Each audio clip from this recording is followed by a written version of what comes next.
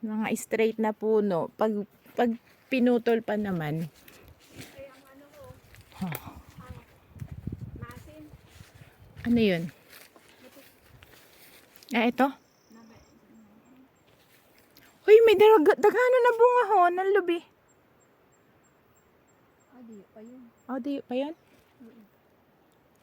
Ito da. Hindi yun. Hoy, dead tree. Ay, oo, yung pupulod ho.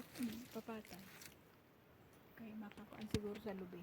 Ah, dagana kunta ang kahoy ha. Igaratong. Parang kamyas. Parang kamyas. Oo, wala lang bunga. Ah.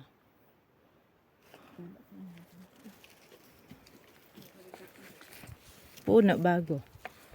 Lubi. Eto ba't hindi to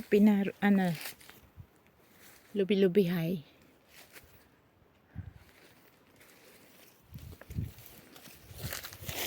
Bastaan makaragumoy. Sige, tira pa. Wala pa kita na imod na makaragumoy yun.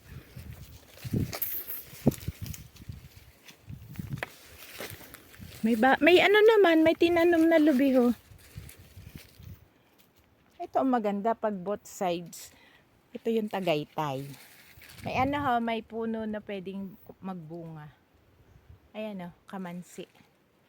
Ugob. Ayan ang dahon. Tipolo lang yan. Ha? Tipolo. Oh, hindi ba kamansi? Tipolo. Ito oh, may mapanggatong.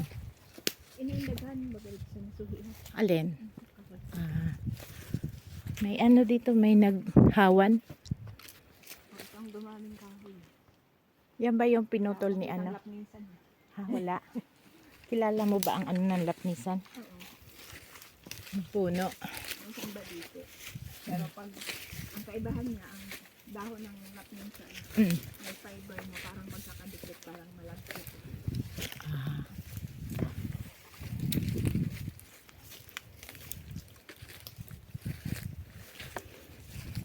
Nasa taas lang. Ito yung nasa taas lang. Yun na, may puno na naman. Maraming punong mapapakinabangan.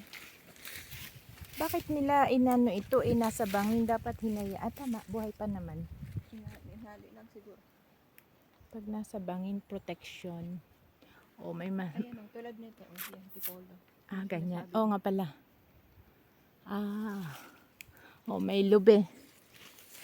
Mabibilang din naman. Yung aking pako, nadurog na.